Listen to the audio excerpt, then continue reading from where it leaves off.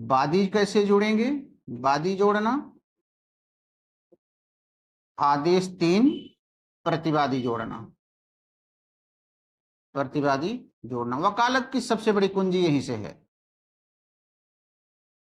वादी कैसे जुड़ेंगे, प्रतिवादी कैसे जुड़ेंगे? सभी नहीं जुड़ सकते। अब यह है कि एक आदमी कार में बैठा है, उनकी मम्मी, उनके बेटे। अब लड़का कह रहे पापा अगर मामला ज्यादा मिलने को तो मौसी उसी को जोड़ दो। मौसी नहीं जुड़ सकती।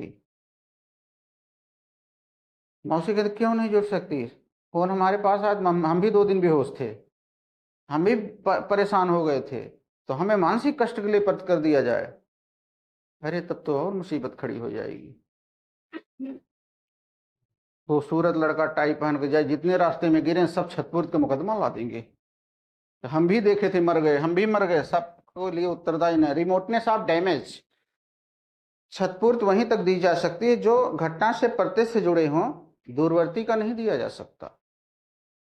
अर्थात वादी जो जुड़ेंगे 1 नंबर से, प्रतिवादी जो जुड़ेंगे 3 नंबर से। ये नियम है जोड़ने का। अगर इसका वायलेशन कर दिया तो इसी को कहा जाता है कुसंयोजन। जैसे आपने चार्ज में पढ़ा था ना, कुसंयोजन चार्जेस का, मिस संयोजन, कुसंयोजन, गलत अगर जोड़ दिया तो इसके जो नियम है वैसे ही आपको जोड़ना पड़ेगा। इसके जैसे नियम है वैसे ही आपको जोड़ना पड़ेगा, पक्षकारों को जोड़ने एवं घटाने का। अगर किसी को आपने नहीं जोड़ पाया तो आप बाद में भी जोड़ सकते हैं, मुकदमे के दौरान जोड़ सकते हैं। वो दिया गया है इसी के नियम 10 में। ये वकालत का सबसे अच्छा क्वेश्चन है 10। आर्डर 1 रूल 10, पक्षकार जोड़ दीजिए आप, पक्षकार जोड़ दीजिए। जैसे एक आदमी मर गया, उसके 4 बेटे हैं, लेकिन जब पिटीशन बनाई गई तो 3 बेटों का नाम लिखा गया, एक भूल गए वो लोग, हम 4 भाई हैं, उनको पता ही नहीं था। तो जैसे ही उनको पता चला चौथे भाई का, तो नियम 10 में लाके जोड़वा देंगे, आर्डर 1 रूल 10 में जोड़ा जा सकता। तो आपका ए पढ़ना है एक पक्षकारों को जोड़ने के बारे में।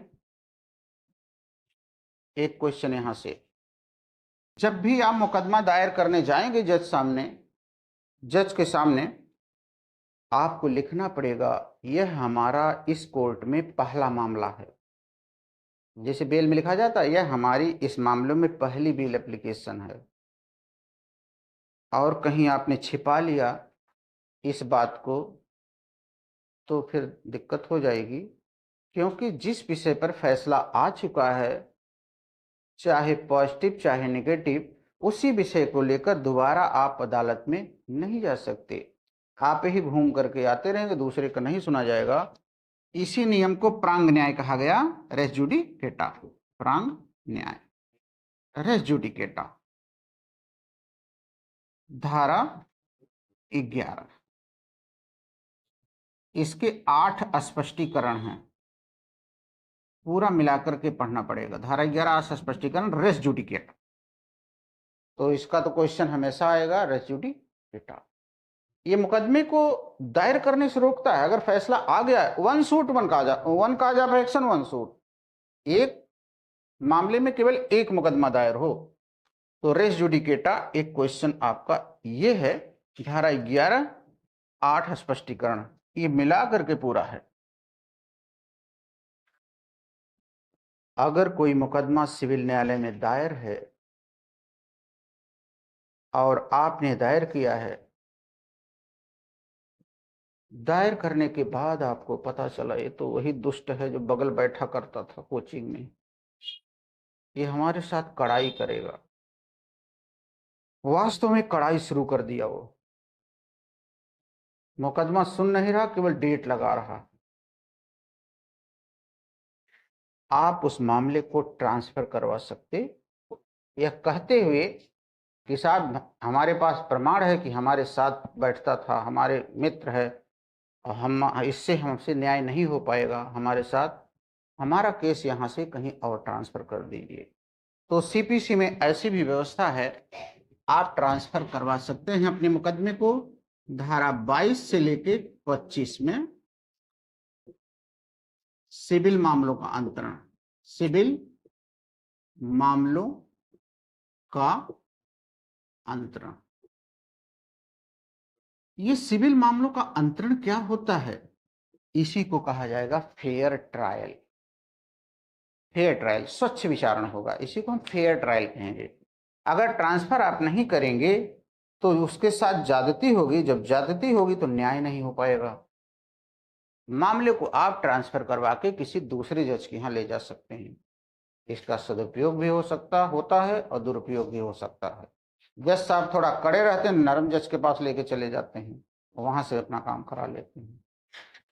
तो सिविल मामलों का ट्रांसफर 22 से 25 के अनुसार आप करा सकते हैं। कोई शंका तो नहीं? करा सकते हैं ना? इसी में धारा 24 हाई कोर्ट को पावर और डिस्ट्रिक्ट जज को पावर दी गई थी। कभी कभी क्वेश्चन बीच में आता है आप। धारा 24 सिविल जज, धारा 24 हाई कोर्ट और जिला न्यायालय मामले का ट्रांसफर कर सकते हैं। 24 वेरी इंपॉर्टेंट, जिसमें आया था ADJ is the subordinate of district जज। न्यायाधीश भी मानव होते हैं, इनसे भी गलती होने की संभावना है। अगर कोई गलती इनसे हो गई है और उसका प्रावधान यहाँ पर कहीं भी नहीं है, अर्थात ना तो यहाँ है सही, यहाँ से नहीं सही हो रहा है, ना यहाँ से सही हो पा रहा है, ना यहाँ से सही हो पा रहा है, तो इन्होंने 151 दे रखा है। ऐसी दशा में 151 अंतर्निहित शक्ति, अंतर्निहित शक्ति, सिविल न्यायालय का इनहेरेंट पावर, अंतर्निहित शक्ति, inherent power of the, inherent power of the civil code 151 में। ये बड़ी इंपॉर्टेंट है 151। सोच सोच के पढ़ाना पड़ रहा, कोई धारा छूटे ना। जज साहब ने अपनी निर्णय दे दिया, डिक्री दे दिया। निर्णय डिक्री देने के बाद आपने उसको ले भी लिया। लेने के बाद उसमें देख रहे हैं कि इसमें शब्दों में 1000 है, अंकों में 100 है, यानी क्लर्कियल मिस्टेक, मैथमेटिकल मिस्टेक। अगर क्लर्कियल और मैथमेटिकल मिस्टेक है तो 152-53 में शुद्ध कराई जा सकती है। जजमेंट डिक्री का 152-53 में आप सही करवा सकते हैं, क्लर्कियल और मैथमेटिकल मिस्टेक।